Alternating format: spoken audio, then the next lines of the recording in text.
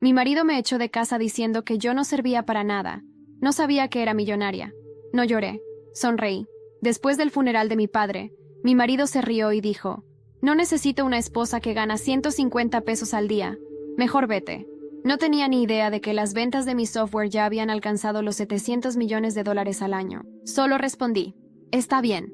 Meses después, no pude contener la risa cuando todo se vino abajo justo frente a él.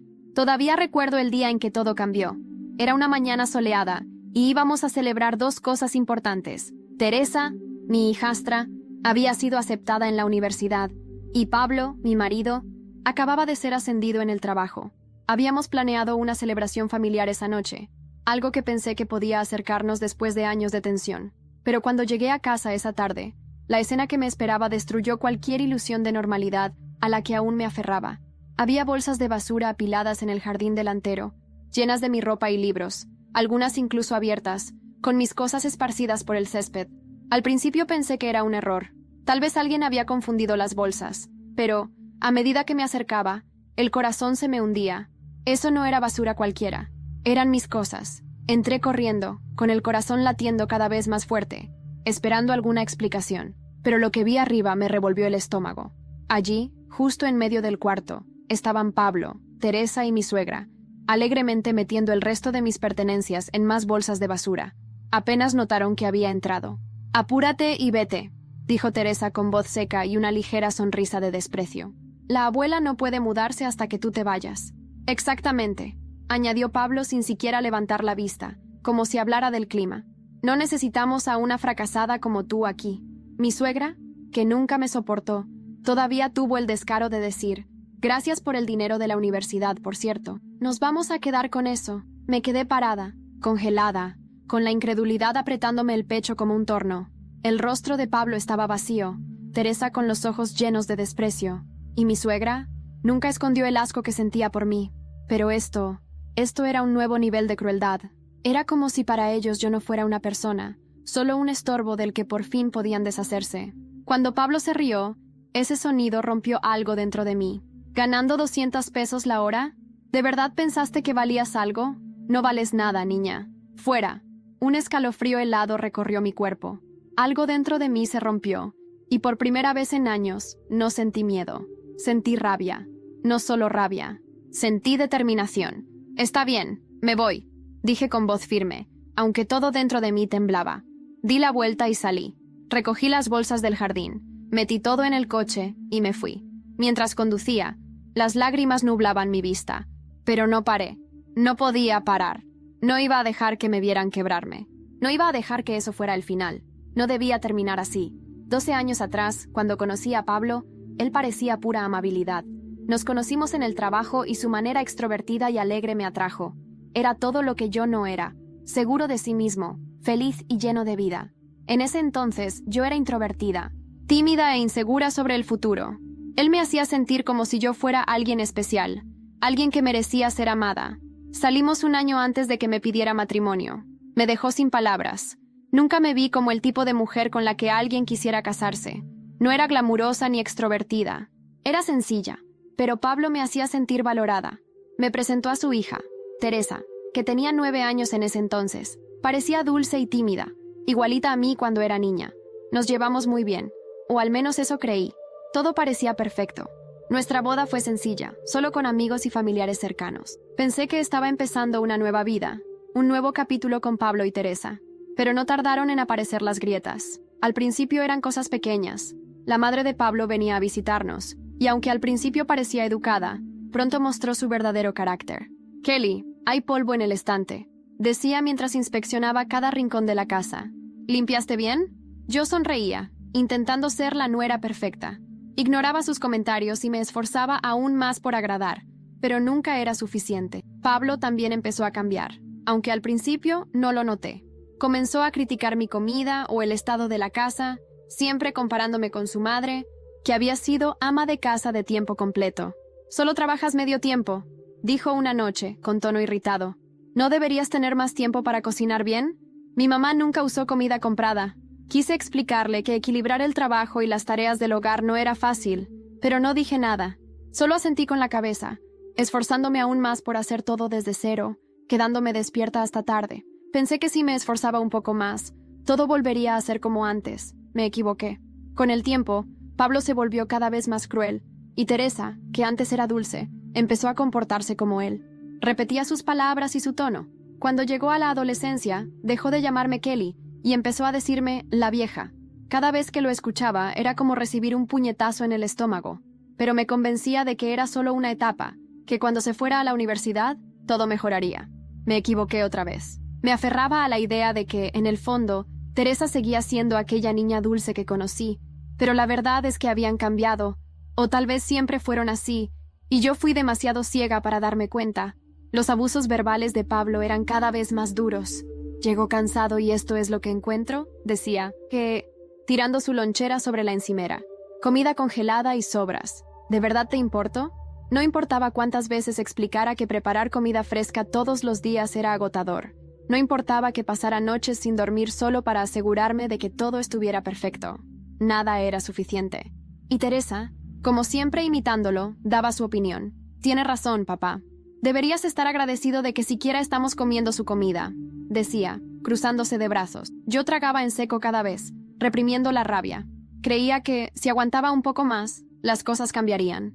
La aceptación de Teresa en la universidad sería el punto de quiebre. Me decía que, una vez que se fuera de casa, Pablo volvería a ser más razonable y, tal vez, solo tal vez, podríamos recuperar lo que alguna vez tuvimos. Esa esperanza se hizo añicos el día que encontré mis cosas tiradas como basura. En el momento en que salí de esa casa, supe que no había vuelta atrás. Pero mientras conducía, algo dentro de mí cambió. Ya no era la mujer tímida de la que se aprovecharon durante tanto tiempo. Se acabó. Me detuve en una gasolinera y llamé a mi tío.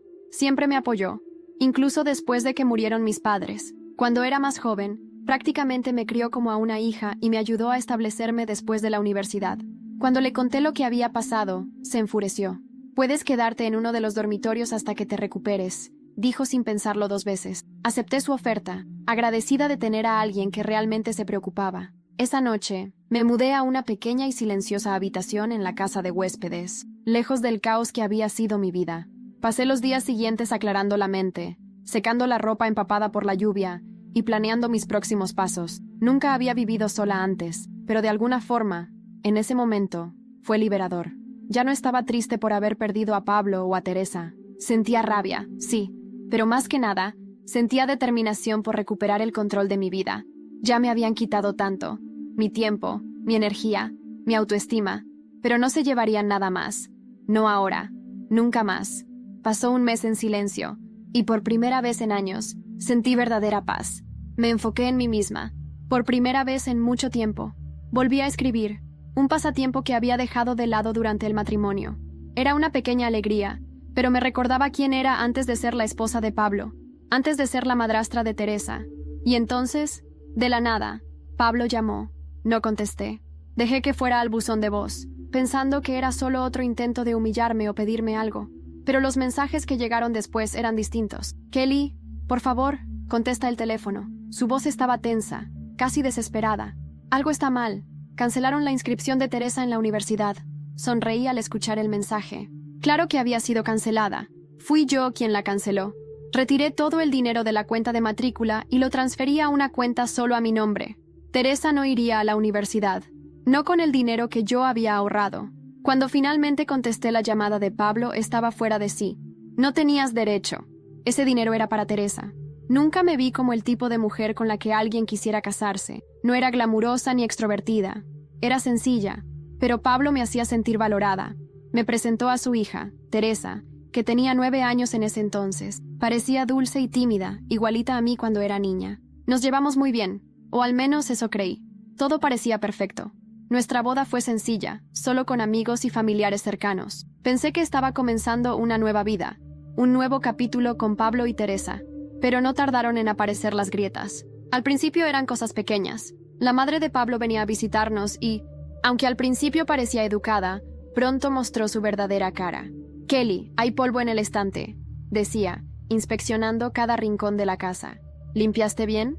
Yo sonreía, intentando ser la nuera perfecta. Ignoraba sus comentarios y me esforzaba más por agradar, pero nunca era suficiente. Pablo también empezó a cambiar, aunque al principio no me di cuenta. Empezó a criticar mi comida o el estado de la casa, siempre comparándome con su madre, que había sido ama de casa a tiempo completo. «Solo trabajas medio tiempo», dijo una noche, con tono irritado. «¿No deberías tener más tiempo para cocinar bien?» Mi mamá nunca usó comida comprada. Quise explicarle que equilibrar el trabajo con las tareas del hogar no era fácil, pero no dije nada. Solo asentí con la cabeza, esforzándome aún más por hacerlo todo desde cero, quedándome despierta hasta tarde.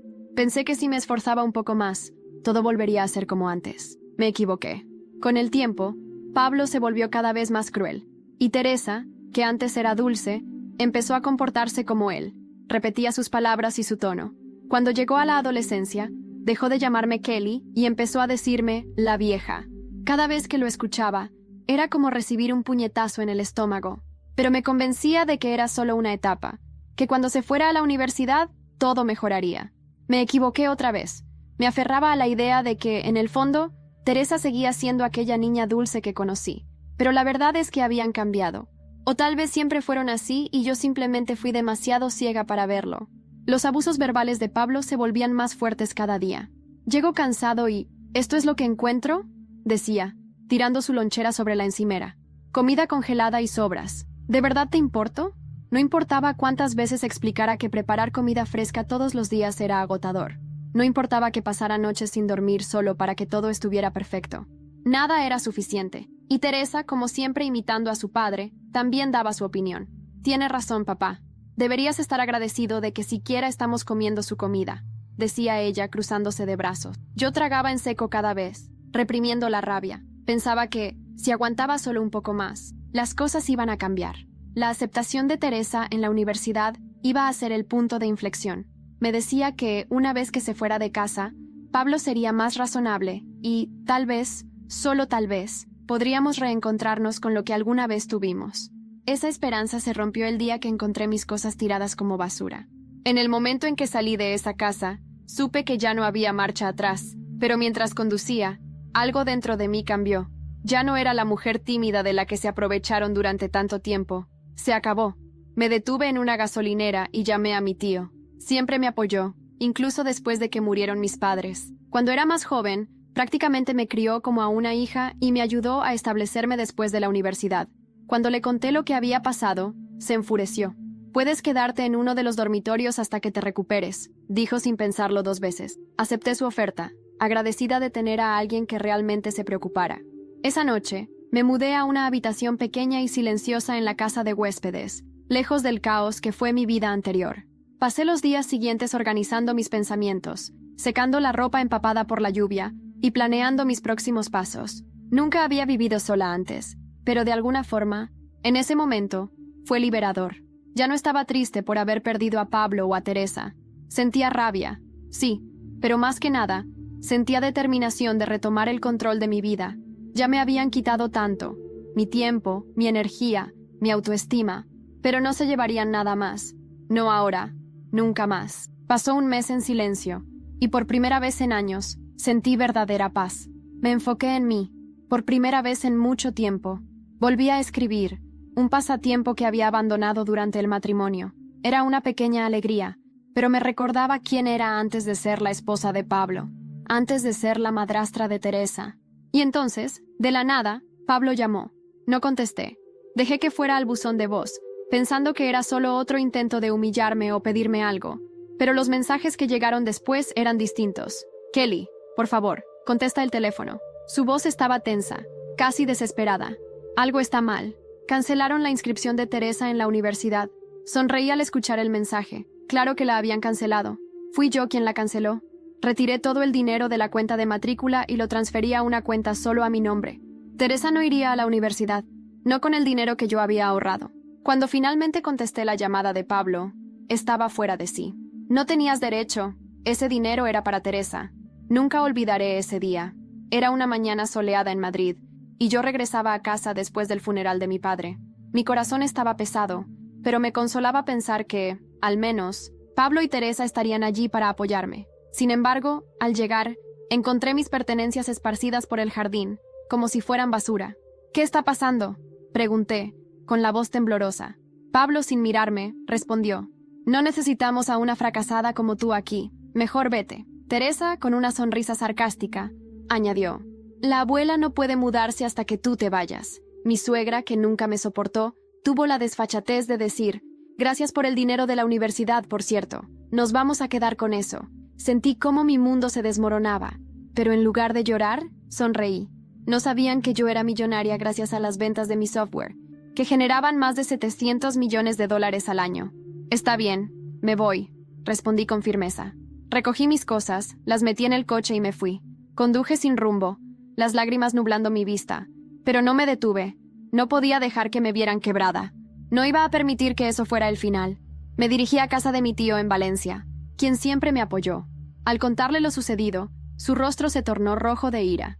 «Puedes quedarte en uno de los dormitorios hasta que te recuperes», dijo sin dudar. Acepté su oferta, agradecida por tener a alguien que realmente se preocupaba por mí. Esa noche, me mudé a una habitación pequeña y silenciosa, lejos del caos que era mi antigua vida.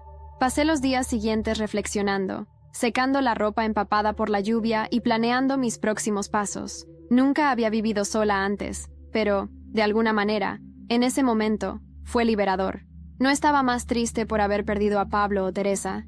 Estaba con rabia, sí, pero más que eso, estaba decidida a retomar el control de mi vida. Ellos ya habían tomado tanto de mí, mi tiempo, mi energía, mi autoestima, pero no iban a llevarse nada más. No ahora, nunca más. Un mes pasó en silencio, y por primera vez en años, sentí una paz verdadera. Me concentré en mí, por primera vez en mucho tiempo. Volví a escribir, un pasatiempo que había dejado de lado durante el matrimonio. Era una pequeña alegría, pero me recordaba quién era antes de ser la esposa de Pablo. Entonces, de repente, Pablo llamó. No contesté. Dejé que fuera al buzón de voz, pensando que era solo otro intento de humillarme o pedir algo. Pero los mensajes que vinieron después eran diferentes. «Kelly, por favor», contesta el teléfono. Su voz estaba tensa, casi desesperada. «Algo está mal. Cancelaron la inscripción de Teresa en la universidad». Sonreí al escuchar el mensaje. Claro que había sido cancelada. Fui yo quien la canceló. Retiré todo el dinero de la cuenta de la matrícula y lo transferí a una cuenta solo a mi nombre. Teresa no iría a la universidad, no con el dinero que yo había reunido. Cuando finalmente atendí la llamada de Pablo, estaba fuera de sí. «No tenías derecho. Ese dinero era para Teresa. Ese dinero era mío», respondí con calma. «Y no pienso financiar el futuro de alguien que me trató como basura». Colgué sin esperar respuesta. Me senté en el sofá, respirando profundamente. Por primera vez en mucho tiempo, sentí que tenía el control. Esa noche, mientras revisaba algunos documentos antiguos, encontré una carta de mi padre. En ella, mencionaba algo sobre una propiedad en Barcelona que yo no recordaba. Decidí investigar más al respecto. La carta de mi padre era corta, pero las palabras tenían un peso que me dejó helada. Decía: «Kelly, si estás leyendo esto, es porque ya no estoy a tu lado. Hay algo que nunca te conté. Tu madre y yo compramos una casa en Barcelona hace más de 20 años. Está a tu nombre. Nunca quisimos mezclar esa propiedad con la vida que hiciste con Pablo. Era un lugar reservado para ti. Si algún día necesitas empezar de nuevo, ve allí.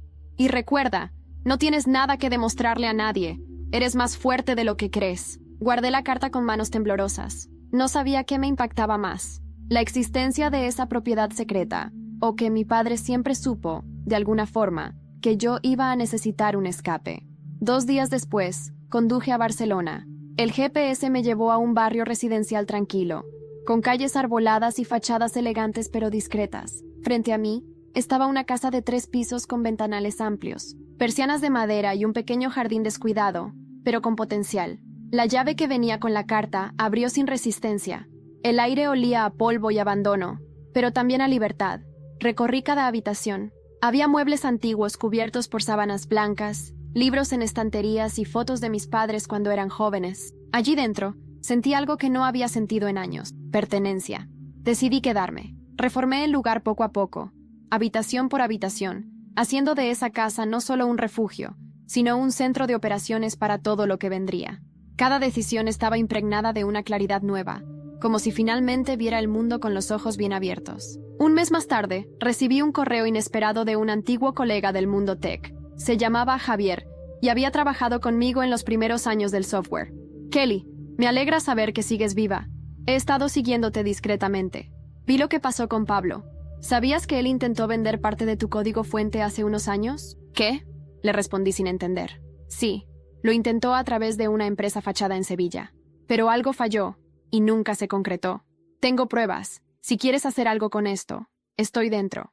Lo miré por unos segundos, estudiando sus ojos. No tenía nada que perder. Vamos a hacerlo. Javier se convirtió en mi socio secreto. Trabajábamos desde la casa en Barcelona, y en poco tiempo desarrollamos una plataforma nueva, más avanzada, que mejoraba lo que ya había creado. Decidí lanzarla con un enfoque social. Capacitación gratuita para mujeres que quisieran entrar en el mundo de la tecnología. La plataforma se llamó Reinicia. En un mes, se hizo viral. Prensa, entrevistas, reconocimiento internacional. Mi nombre, una vez silenciado, ahora era sinónimo de resiliencia y poder femenino. Un día, mientras caminaba por el mercado de la Boquería, escuché a dos mujeres hablar de mí. ¿Supiste de la mujer que se vengó del ex y de la hijastra sin levantar un solo grito? Dicen que ahora enseña a chicas a romper ciclos tóxicos. Una diosa. No pude evitar sonreír. Pero la calma no duró. Una noche, al llegar a casa, vi un sobre deslizado por debajo de la puerta. No tenía remitente. Lo abrí con cuidado. Dentro había una foto. Teresa, sentada en la acera frente a una cafetería, con una nota al reverso. Estás ganando, pero no eres la única que sabe jugar sucio. Ella quiere venganza también. Sentí un nudo en el estómago. Teresa había desaparecido del radar por meses. No imaginé que estaría tan cerca. Dormí mal esa noche. Me levanté varias veces. Encendí las luces. Revisé las cerraduras. Cada crujido en la madera vieja de la casa me parecía una señal. La foto con Teresa sentada en aquella acera no era lo que me inquietaba. Era la nota. Ella quiere venganza también. Eso quería decir que alguien estaba observando todo, no solo a mí, sino a ella también. ¿Quién le había tomado la foto? ¿Y por qué me la enviaban? Llamé a Javier por la mañana, aún con el corazón en la garganta. ¿Hay forma de rastrear de dónde vino esa foto? Claro, tráemela. Puedo buscar huellas o rastrear algún tipo de tinta o impresión. Tal vez incluso el papel tenga alguna marca. Colgué y me puse en marcha. Mientras conducía hacia su apartamento, mi mente viajaba al pasado, a cuando Teresa tenía 9 años. Me abrazaba con fuerza cada vez que se caía o se peleaba con alguna amiga. Me llamaba Kel, con esa dulzura que parecía tan genuina. ¿Cuándo exactamente se había convertido en una sombra de su padre? Pudo haber sido siempre así, y yo solo me negaba a ver. Me dije en voz baja, con los dedos apretando el volante. Javier me recibió con un café ya listo. Tomó la foto con delicadeza, como si se tratara de una prueba clave en un caso policial. Voy a escanear esto, hacer unas pruebas, dame un par de horas. Pasé la tarde en un café cercano, con el portátil abierto pero sin poder concentrarme. La sensación de ser observada me seguía como una sombra. Entonces, una notificación en mi móvil. Nuevo correo de Javier. La foto fue impresa en una pequeña imprenta en Girona. Hay cámaras en la tienda. Estoy intentando acceder al sistema de seguridad. Te aviso apenas tenga algo. Girona. Eso era lejos de Barcelona, pero no tanto como para descartar la posibilidad de que Teresa estuviera allí. ¿Estaba escondida? ¿Planeando algo? ¿O alguien más la estaba usando como señuelo? Volví a casa y encontré otra carta, esta vez firmada. Hola, Kelly. Pensabas que ibas a enterrarnos, ¿verdad? Pensabas que ibas a borrar todo como si nada. ¿Qué pasa si te digo que no soy la única que quiere respuestas? ¿Qué pasa si te digo que hay cosas sobre tu padre que nunca supiste? Pronto hablaremos. Teresa. Leí esa carta unas 10 veces. ¿Mi padre? ¿Qué tenía que ver él con esto? Me senté en el sofá, respirando lentamente. Tenía que mantener la calma. Teresa siempre fue astuta, pero no era tan calculadora como Pablo. Si estaba sola, podía con ella. Pero si no, llamé a mi tío esa noche, buscando un poco de paz. ¿Papá dejó algo más? ¿Algo que no vi? Kelly... Su voz sonaba extrañamente incómoda. Hay algo que tu padre me pidió que guardara, pero nunca pensé que haría falta que lo supieras. Está en la casa de campo de Toledo, en la caja fuerte. ¿Y qué hay ahí? Una grabación, de cuando tú eras niña, pero no sé qué contiene. Tu padre me dijo que si alguna vez tú sentías que algo no encajaba, la escucharas. Sentí que la tierra se movía bajo mis pies. Voy para allá mañana. Colgué. No podía dormir. Las preguntas me martillaban la cabeza. ¿Qué había ocultado mi padre todo este tiempo? ¿Y por qué Teresa creía que eso podría desestabilizarme? Me levanté, empaqué una mochila ligera, y al amanecer, partí hacia Toledo. Mientras el sol despuntaba en el horizonte, mi móvil vibró con una nueva notificación. Era un mensaje de un número desconocido. «Te estás acercando. Pero hay cosas que es mejor dejar enterradas. Si abres esa caja, ya no podrás volver atrás. No respondí, pero sabía una cosa con certeza. Iba a abrir esa caja. Conduje hasta Toledo, sin poner música, sin podcasts, sin noticias, solo el sonido del motor y mi respiración. Cada kilómetro que dejaba atrás sentía como si me alejara de la versión de mí misma que había vivido engañada por años. Llegué a la casa de campo pasada la 1 de la tarde. Estaba tal como la recordaba, rodeada de árboles, con la pintura exterior algo desgastada pero acogedora, como un lugar suspendido en el tiempo. Entré con la llave que me dio mi tío, y, por un momento, me invadió el olor a madera vieja y tierra húmeda. Era como entrar en una cápsula del pasado. Fui directo al despacho de mi padre. Detrás del retrato de mis abuelos, justo donde él siempre guardaba cosas importantes, encontré la caja fuerte. El código no había cambiado. Su fecha de aniversario con mi madre. La abrí. Dentro, solo había una cinta de casete, de esas antiguas, envuelta en un pañuelo blanco con bordes azul marino. El pañuelo tenía mis iniciales, bordadas a mano por mi madre cuando yo era pequeña. Busqué un viejo reproductor en el salón. Gracias a Dios todavía funcionaba.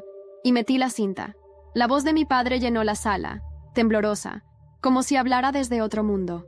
Kelly, si estás escuchando esto, es porque no encontraste las respuestas que buscabas en vida. Hay algo que nunca te dije, porque pensé que nunca lo necesitarías saber. Pero si estás aquí, es porque la vida te obligó a despertar. Tu madre murió en circunstancias que nunca quedaron del todo claras. Oficialmente, fue un accidente, pero durante años sospeché que alguien más estuvo involucrado. Lo que descubrí poco antes de morir me hizo temer por tu seguridad. Pablo, no fue un accidente en tu vida. Él fue colocado. Me senté. El aire se me escapó del pecho. Seguí escuchando. Cuando empezaste a trabajar en el proyecto del software, hiciste contactos importantes sin darte cuenta. Uno de ellos era un viejo socio mío, que tenía cuentas pendientes con cierta gente en Sevilla. Él vio en ti una oportunidad de recuperar el prestigio que perdió. Pablo fue contratado para acercarse a ti, seducirte y luego sabotearte, pero se enamoró, aunque eso tampoco lo redimió. Con el tiempo, se cansó de fingir. La cinta terminó con una frase que aún retumba en mi cabeza.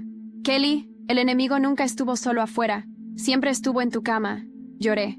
No esas lágrimas tristes de antes, no de rabia. Era una mezcla de decepción, traición y alivio. Alivio de saber que no estaba loca, que no había imaginado los vacíos, las manipulaciones, las frases sin contexto. Volví a Barcelona esa misma noche. Conduje como si el volante me quemara las manos. Apenas llegué, llamé a Javier. ¿Puedes conseguirme todos los archivos que tengamos sobre la empresa fachada en Sevilla? Necesito saber quién estuvo detrás de Pablo. Claro. ¿Estás bien? No, pero voy a estarlo.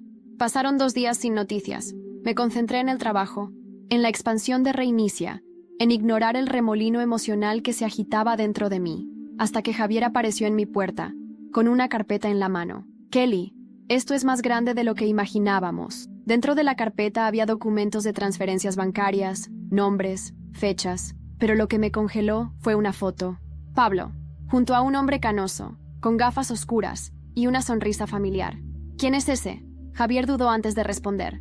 Ese hombre es Antonio Rivas, un empresario, y también el padre de Teresa. ¿Cómo? Biológicamente, Teresa nunca fue hija de Pablo. Sentí que el suelo se abría bajo mis pies. Toda mi vida había sido construida sobre una mentira. Y ahora, ni siquiera Teresa era quien yo pensaba. No dormí esa noche. Estuve en la cocina, sola, con una taza de café que se enfriaba en mis manos, mirando fijamente la foto de Pablo y Antonio Rivas, como si pudiera extraer respuestas con la fuerza de mi mirada. Antonio Rivas, empresario conocido, dueño de varias constructoras en el sur de España, involucrado en un par de escándalos financieros que nunca llegaron a juicio. Siempre se salía con la suya. Y ahora descubría que no solo había tenido un vínculo con Pablo, sino que era el verdadero padre de Teresa. Tomé el móvil. Dudé. Lo apreté con fuerza. Finalmente, marqué el número de mi tío. ¿Sabías algo de esto? ¿Sobre Antonio Rivas? Hubo un silencio largo del otro lado. Kelly. Sí, pero no todo. Tu padre me dijo que había algo turbio en la historia de Pablo con Teresa, pero nunca supimos que Antonio era el padre. Solo que había dinero, favores, algo sucio. ¿Por qué nadie me dijo nada? Tu padre pensó que te protegía. Él creyó que, mientras tú fueras feliz, el pasado podía quedarse enterrado. Colgué sin despedirme. Pasé las siguientes horas recopilando todo lo que Javier y yo habíamos conseguido. Hice un mural en el despacho, conectando nombres, fechas, eventos. Era como mirar una novela criminal escrita con mi vida como argumento. Necesitaba más pruebas. Necesitaba algo contundente, algo que los expusiera a todos públicamente. Decidí contactar con alguien del pasado. Marta, una excompañera mía en la empresa donde conocí a Pablo. Ella siempre fue astuta, y aunque nos distanciamos, sabía cosas. Nos reunimos en una terraza discreta en el barrio gótico. Marta llegó con gafas oscuras y una carpeta bajo el brazo. Cuando supe lo que te pasó, no sabía si debía hablarte. Pero cuando vi tu cara en la portada de Mujeres Emprendedoras, supe que estabas lista. Abrió la carpeta y me mostró copias de correos electrónicos entre Pablo y una empresa en Sevilla, AR Desarrollos, vinculada a Antonio Rivas. En uno de los correos, Pablo describía detalles de mi proyecto, fechas de lanzamiento, incluso errores técnicos internos que solo alguien muy cercano podría conocer. «Esto es oro», dije, pasándole una tarjeta con mis datos. «Vamos a usarlo». «Kelly, hay algo más». Me pasó una foto, impresa en papel rugoso. Era Teresa, en una sala elegante, de espaldas, hablando con un hombre, Antonio Rivas. ¿Dónde fue esto? En la sede de Fundación Rivas, hace una semana. Parecía muy cómoda. Mi sangre se congeló. Teresa sabía todo, y había vuelto con él. ¿Crees que están planeando algo? Marta me miró con una mezcla de compasión y advertencia. Creo que ya empezaron. Volví a casa. Encendí todas las luces, cerré ventanas, activé el sistema de seguridad. Javier vino esa noche con un plan. Vamos a exponerlos, pero tenemos que hacerlo con precisión quirúrgica, sin errores, ni un solo movimiento fuera de lugar. Pasamos la madrugada armando una estrategia digital. Haríamos una filtración selectiva a periodistas, acompañada de documentos verificados, con pruebas cruzadas. Iba a estallar, y yo estaría ahí para verlo. Pero justo cuando estábamos por enviar los primeros documentos cifrados, recibí una notificación en el móvil. Un video, sin remitente. Lo abrí. Teresa, frente a una cámara. «Hola, Kelly. Ya sé todo. Absolutamente todo. Y si crees que eres la única con pruebas, estás equivocada. Tú también tienes esqueletos en el armario. ¿O prefieres que la gente sepa lo que hiciste en 2012 con ese inversor en Bilbao?» Se me cayó el móvil de las manos. ¿Qué sabía ella? ¿Cómo lo supo? ¿Qué estaba por venir? Tuve que sentarme en el suelo. El vídeo seguía reproduciéndose en bucle mientras yo me quedaba paralizada, con la respiración entrecortada. 2012. Bilbao. Era un año que había logrado enterrar con tanto esfuerzo que casi había convencido a mi propia memoria de que no existió. En ese entonces, acababa de ganar una pequeña inversión para el primer prototipo de mi software. El inversor, un tipo carismático llamado Iker Valverde, me ofreció más dinero del que yo pedía, a cambio de reuniones privadas que se salieran de lo profesional. Yo lo rechacé. Él me amenazó con arruinar mi carrera. Y lo intentó. Pero hubo algo más, algo que me sigue atormentando. Una noche perdí el control. Estaba sola con él en una sala del hotel donde se alojaba. Discutimos. Él intentó tocarme. Lo empujé. Tropezó.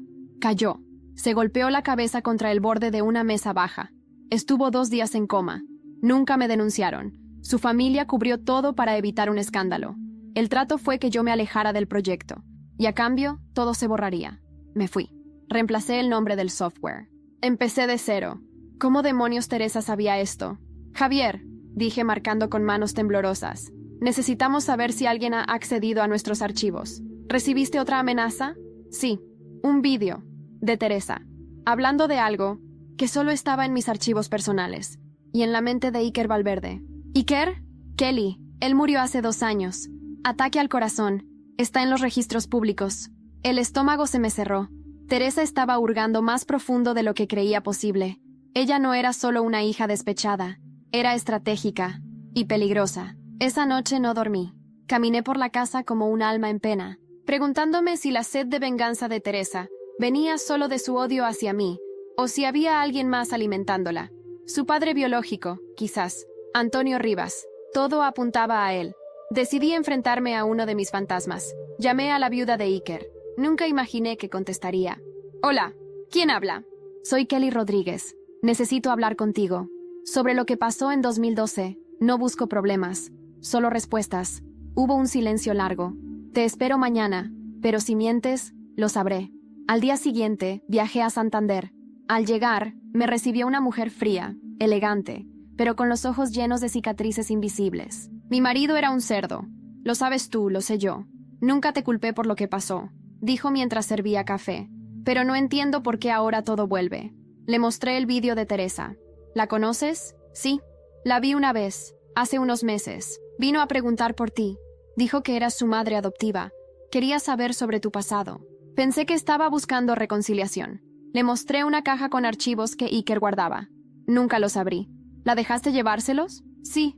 No sabía... Apoyé la cabeza en mis manos. No fue tu culpa, dije, aunque por dentro estaba gritando.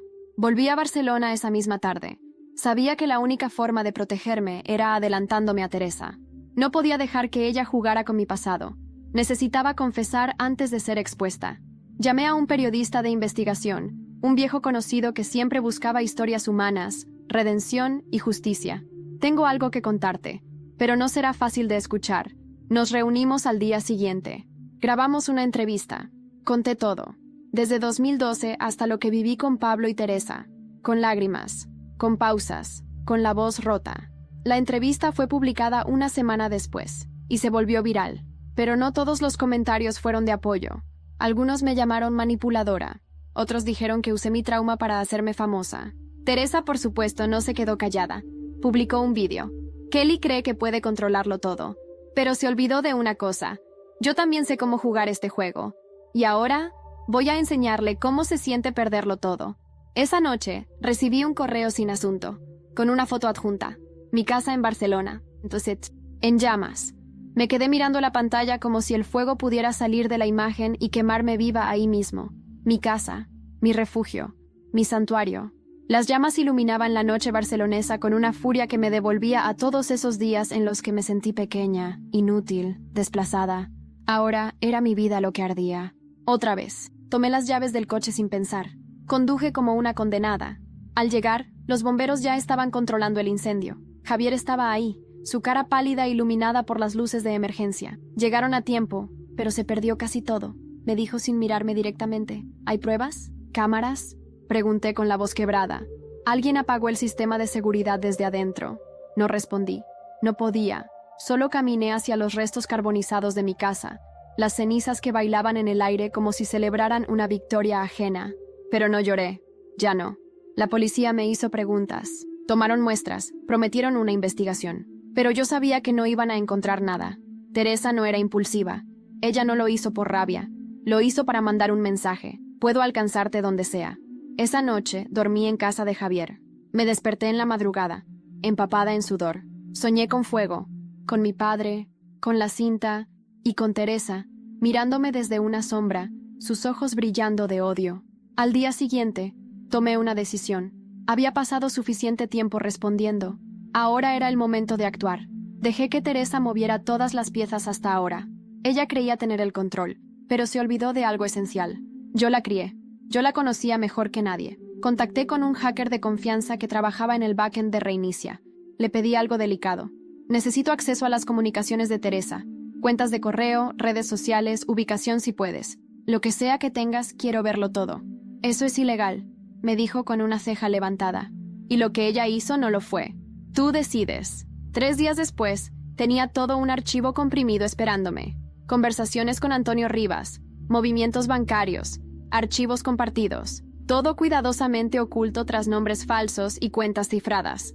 Lo más impactante no fue lo que encontré, sino lo que no estaba. Teresa no trabajaba sola. Había alguien más, un tercero en las comunicaciones, un intermediario. Se hacía llamar Sombra Norte. Sus mensajes eran concisos, directivos, y usaba un lenguaje que me resultaba inquietantemente familiar. Mandé el archivo a Marta, la excompañera que me ayudó con las pruebas de Pablo. ¿Puedes investigar este alias? Dame unas horas. Esperé con los nervios a flor de piel. Javier intentaba distraerme, pero mis pensamientos eran un enjambre de posibilidades. Cuando sonó el móvil, contesté antes de que sonara una segunda vez. ¿Y bien?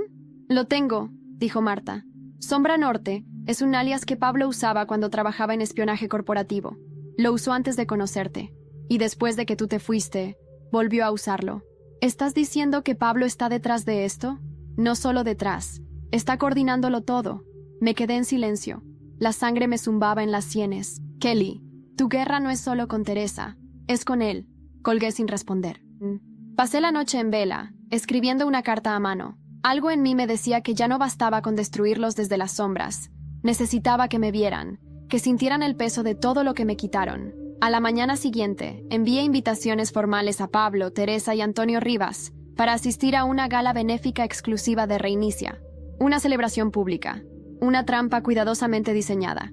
Ese mismo día, recibí un paquete en la oficina. No tenía remitente. Dentro, un colgante de oro, el que le había regalado a Teresa en su 10º cumpleaños, solo que esta vez tenía grabado un número en la parte trasera: 1105-2200. La fecha era la noche de la gala. El 11 de mayo llegó con una precisión que me pareció burlona. Me desperté temprano, repasé cada detalle de la gala, no por inseguridad, sino porque sabía que no podía permitirme un solo error. Esta no era una simple celebración, era una ejecución social, un ajuste de cuentas, y el escenario debía ser perfecto. El evento se llevaría a cabo en el Museo de Arte Contemporáneo de Barcelona, un espacio con techos altos, iluminación tenue y una acústica que hacía que cada palabra pareciera una confesión.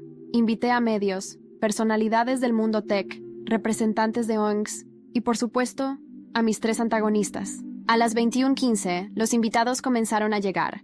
Yo estaba en la entrada, con un vestido negro de corte simple pero imponente, el cabello recogido y la espalda recta. Saludaba con una sonrisa calculada, pero cada músculo de mi cuerpo estaba tenso como un cable de acero.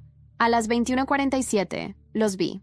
Pablo, con su habitual traje oscuro, más delgado, más gris. Teresa, impecable, con un vestido rojo que gritaba provocación. Y Antonio Rivas, elegante como siempre, con un bastón de madera que usaba más como adorno que por necesidad.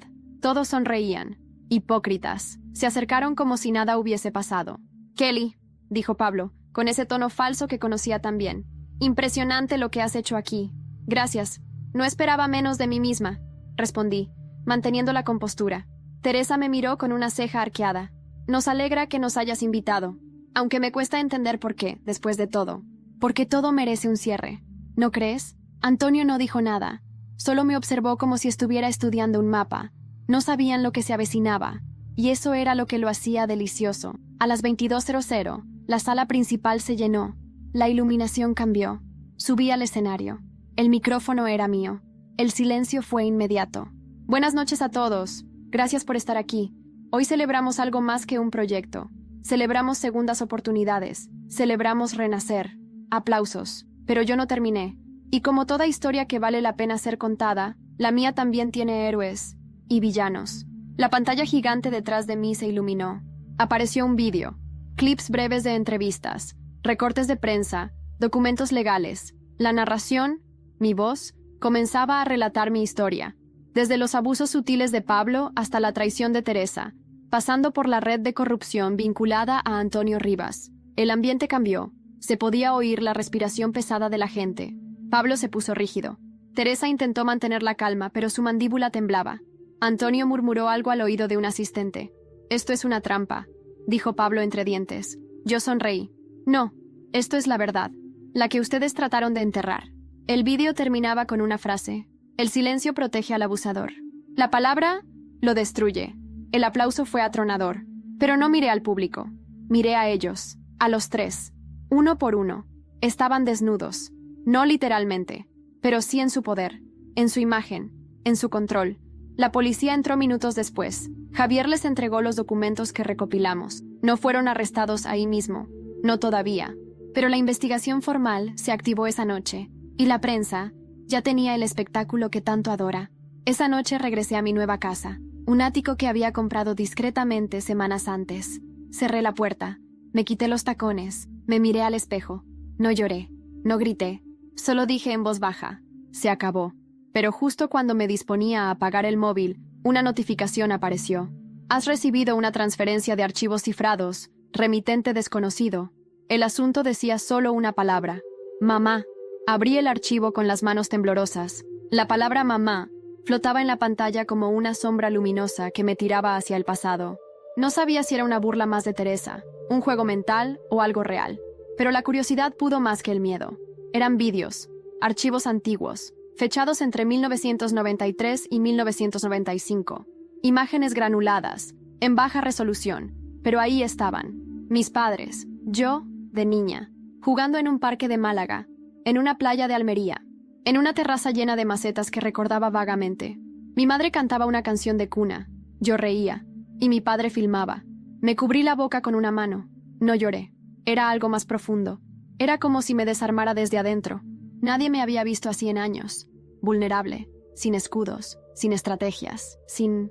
Había una carta, también, escrita a mano, escaneada. Reconocí la letra de mi madre al instante. Kelly, si algún día ves esto, significa que la vida te ha llevado por caminos difíciles. Quiero que sepas que, pase lo que pase, nunca estarás sola. Tu historia es tuya, no de nadie más. No permitas que el dolor te convierta en una copia de tus enemigos. Sé fuego, sí, pero también sé hogar. Leí esa última línea al menos 100 veces. Sé fuego, pero también sé hogar. Durante todo este tiempo me concentré tanto en la venganza que olvidé algo fundamental. Yo no era solo una mujer traicionada, también era una mujer construida, por amor, por memoria, por valores. Esa noche, caminé por el ático, descalza, con la carta en la mano. Pensé en lo que había hecho, en cómo expuse a Pablo, a Teresa, a Antonio, en cómo el mundo ahora los veía con la misma repulsión que yo sentía. Y sí, una parte de mí se sentía satisfecha, pero otra parte no sabía qué hacer con el vacío. Al día siguiente, decidí hacer algo que nunca creí posible. Volví a contactar con Teresa, a través de un correo. Solo una frase. Nos encontramos, sin cámaras, sin público, solo tú y yo. Ella respondió en menos de una hora. Plaza del Pino. Mañana. Medianoche. La plaza estaba casi desierta. El aire olía a humedad, y los faroles parpadeaban como si supieran que ese encuentro no debía ser visto por nadie más. Teresa llegó puntual. Llevaba una chaqueta de cuero negra, el pelo recogido y una mirada difícil de leer. Nos quedamos en silencio unos segundos. ¿Por qué ahora?, me preguntó. Porque no quiero que esto nos destruya a las dos. Ya lo hizo. No del todo. Se cruzó de brazos. La Teresa que tenía delante no era la niña que abracé 1000 veces ni la adolescente que me gritó vieja con desprecio. Era una mujer rota, como yo, pero con las heridas aún abiertas. Sé quién es tu padre, le dije con suavidad. No me importa. Antonio solo es útil. Igual que tú lo fuiste. Eso dolió. Pero no reaccioné. ¿Por qué enviaste los vídeos de mi madre? Porque sé que ella fue tu ancla, y creí que recordarla te haría más débil. Y me hiciste más fuerte. Hubo un silencio espeso. Teresa bajó la mirada. Por un momento, su voz se quebró. Tú eras la única que me abrazaba cuando tenía pesadillas. Y aún así, no pude evitar odiarte cuando te vi como enemiga. Me acerqué un paso. No más. Podemos seguir destruyéndonos, pero ninguna va a ganar. Tú ya perdiste a tu futuro. Yo casi pierdo el mío. ¿De verdad quieres que esto termine con una sola de nosotras de pie? No respondió. Solo me miró, con esos ojos cargados de rencor, pero también de culpa. ¿Y qué propones? Paz, sin reconciliación, solo un alto, para que las dos podamos seguir. Teresa rió con incredulidad. ¿Paz con la mujer que arruinó mi vida? ¿O con la mujer que intentó salvarte durante 10 años? Se giró, caminó unos pasos, y sin mirarme dijo, no me busques más. Kelly, ya no existimos la una para la otra. Se fue. No supe si eso era una rendición, una tregua, o simplemente el final. Pero mientras la veía desaparecer en la oscuridad de la plaza, sentí que algo finalmente se había cerrado. Regresé a casa. Encendí una vela. Coloqué la carta de mi madre junto a una foto antigua de nosotros tres. Y por primera vez en muchos años, dormí sin pesadillas. Al amanecer, recibí un mensaje de Javier. Pablo se entregó. Me desperté con la noticia aún vibrando en el móvil. Pablo se entregó. Leí y releí el mensaje de Javier. No decía más. No hacía falta. Mi pecho se llenó de una sensación extraña. No era alivio. No era satisfacción. Era algo más denso. Más amargo. Como si, al final de todo, la caída de Pablo no fuera una victoria, sino solo el cierre inevitable de una tragedia demasiado larga. Encendí la televisión. Ahí estaba, tranquilo, con el mismo traje gris oscuro, entrando por su propia voluntad a la comisaría de Valencia. Sin esposas, sin violencia. El rostro pálido, resignado. Los cargos eran graves: fraude corporativo, espionaje industrial, encubrimiento y asociación ilícita. No por lo que me había hecho a mí, claro, sino por lo que le hizo a otros antes y después. Lo mío fue el catalizador, pero su caída era vieja deuda con el destino. Teresa desapareció, literalmente. Después de nuestro encuentro en la Plaza del Pino, nadie la volvió a ver. Su móvil fue desactivado, las redes sociales cerradas. Algunas fuentes decían que se había ido a Argentina, otras que vivía bajo un nuevo nombre en una comuna artística en Galicia. Yo no intenté buscarla, y esta vez, no por miedo, sino por respeto. Antonio Rivas fue destituido de sus cargos en todas las empresas donde aún figuraba. No fue procesado, tenía amigos en los lugares correctos, pero su reputación quedó arruinada. Un tiburón sin agua. Vi una foto suya en un periódico económico semanas después, caminando solo, con el bastón de adorno convertido en necesidad real. Javier se quedó, más cerca que nunca. Ya no era solo un socio técnico, se convirtió en algo más, en familia, en paz. Nos entendíamos en el silencio, en las miradas, sin necesidad de etiquetas. Y yo seguí adelante. La sede de Reinicia se trasladó a un nuevo edificio en el barrio del Poblenou, moderno y luminoso. Convertimos la última planta en un centro de apoyo para mujeres víctimas de abuso psicológico y manipulación emocional. No era solo tecnología, era redención. Era devolverle al mundo un poco de lo que yo misma necesitaba cuando estaba rota. Un día, una joven tocó a mi puerta. Tenía unos 18 años, mochila al hombro, mirada curiosa. ¿Tú eres Kelly? Sí. ¿Te puedo ayudar? Me llamo Laura. Encontré tus vídeos, tus entrevistas. Quiero aprender. No tengo dinero, pero tengo ganas. La miré. Vi en ella una versión más joven de mí, asustada, pero con fuego en los ojos. Entra. Todo empieza por querer. Pasaron los meses. Empezaron a llegar más. Decenas, cientos. Historias diferentes, pero todas con el mismo grito ahogado en el pecho. Les enseñamos código. Les dimos herramientas. Pero sobre todo, les dimos nombre. Voz. Una tarde, mientras organizaba archivos, encontré un sobre sin remitente. Dentro, una foto. Teresa.